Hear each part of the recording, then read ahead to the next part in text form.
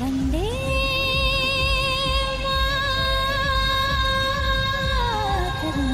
सुजलाम सुफलाम मलयज शीतलाम। বস আজকে ছিল 15ই আগস্ট। তো 15ই আগস্টের দিনে এয়ারপোর্টে এসেছিলাম। তো দেখা পাচ্ছ এয়ারপোর্টে তো পুরো ভারত সাজিয়ে মাতা কালার দিয়ে সাজিয়ে দিয়েছে, গেরুয়া, সবুজ, সাদা 3 কালার দিয়ে। তো দেখো এখন এয়ারপোর্টটা পুরো ঝলমল করছে ভারত মাতার কালারে।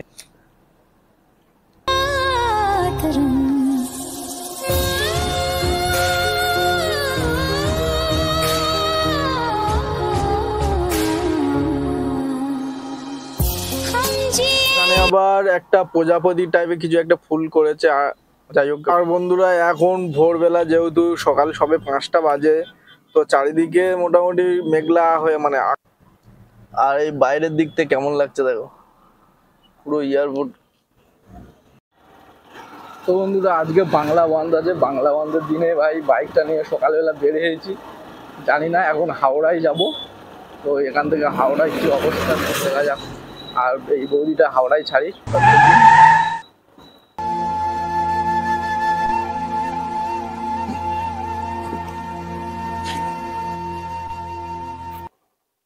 আজ দেরি হয়ে গেল, আমি সেই এয়ারপোর্টে গেছিলাম। আজকে তো বাস ফাস সব না, বাংলা বন্ধ ছিল আর বাস ফাস তো চলে না এখন।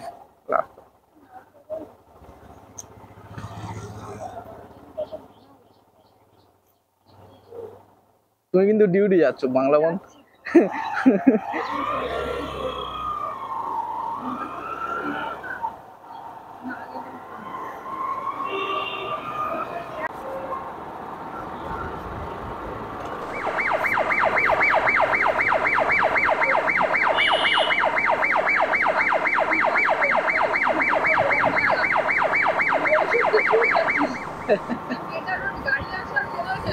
ওইগুলো এদিকে আনে, গার্ড গুলো এপারে আনতো।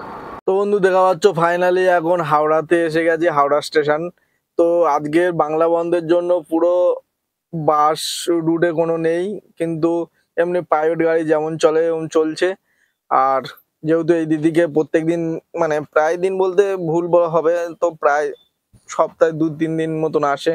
তো ওনাকে এই লাভাতে এসেছিলাম, এসে দেখলাম যে পুরো প্রাইভেট গাড়ি কেবলমাত্র চলছে, আর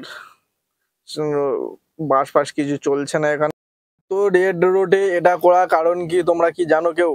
যদি কেউ জেনে থাকো তাহলে কমেন্ট। তো বন্ধু ভিডিওটা আর কন্টিনিউ করা হয়নি, হাওড়ায় গেছিলাম। তো হাওড়ায় থেকে ফাইনালি এখন গ্যারেজে চলে এসেছি, এখান থেকে ডিউটিটা স্টার্ট করছি।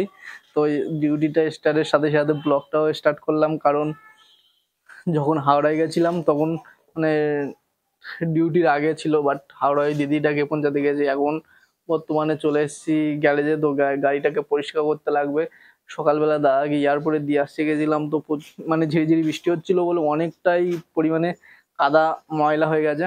তো বন্ধুরা সকালবেলা এয়ারপোর্টে গেছিলাম ভোরবেলা, বাট এয়ারপোর্টে গিয়ে যে 15ই আগস্টের যে সাজিয়েছিল সেটাকে তো এয়ারপোর্টে দেখিয়েছিলাম। এখন এয়ারপোর্ট থেকে আসার পরে গাড়িটা কি অবস্থা হয়েছে দেখো, হাল বেহাল হয়ে গেছে, কাদায় কাদা।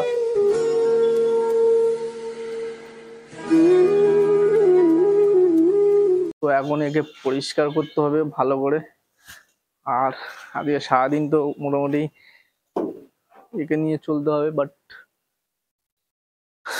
চলো দেখা যাক, পরিষ্কার করা যাক। আর আজকের কোথায় কোথায় গেছি পুরো ভিডিওটা তোমাদেরকে শেয়ার করব, তোমরা দেখো আর একটু সাপোর্ট করো বন্ধুরা। কারণ বন্ধুরা আর বেশি দিন দেরি করতে হবে না, কারণ তোমাদের জন্য আবার নতুন সিরিয়াল চলে আসবে। আর বেশি দিন নয়, বাট ধৈর্য ধরতে হবে কয়েকদিন, কারণ পরের মাস থেকে আবার নতুন সিরিয়াল অবিকাকে দেখা পাবে নতুন সিরিয়ালে। তো বন্ধুরা এর জন্য তোমরা কতটা খুশি হচ্ছ সেটা একটু কমেন্টে লিখে দিও। আর গাড়িটা মুছে বন্ধুরা পুরো ক্লান্ত। চলো এখনো কাজ বাকি, পুরো গাড়িটা একদম কাদায় কাদা হয়ে গেছে, দেখা পাচ্ছ এই অবস্থা। এখন আধা ঘন্টার মতন পরিষ্কার করতে লাগবে। চোরাটা যতটা মজা তার চেয়ে পরিষ্কার করাটা ততটাই আরো মজা বেশি। তো তো এরকম ময়লা হওয়াতে একটু পরিষ্কার করতে টাইম লেগে যাবে, কারণ তো বন্ধুরা এত সুন্দর করে গাড়িটা মুছলাম, মোছার পর ভাই গাড়ি বার করেছি, যেই গ্যারেজ থেকে গাড়ি বার করার 2 মিনিট হয়নি বৃষ্টিটা পুরো গাড়িটাকে ভিজিয়ে আবার নষ্ট করে দিল। পুরো আধা ঘন্টা খাটাটা বেকার, ভগবানও সাথ দিচ্ছে না আমাকে। বলো এটা কি আসা উচিত? গাড়িটা এত সুন্দর অন্তত 1 ঘন্টা পরিষ্কার পরিচ্ছন্ন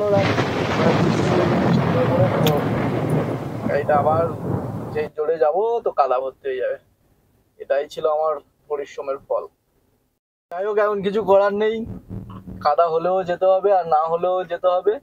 তো চলো ফাইনালি বেরিয়ে পড়েছি, এখন যাব গাড়িটা নিয়ে ধর্মতলায়। তো দিদি আগে গিয়ে দিদিকে তুলতে হবে, তারপর ধর্মতলায় রাস্তায় কি অবস্থা এখন দেখা যাক।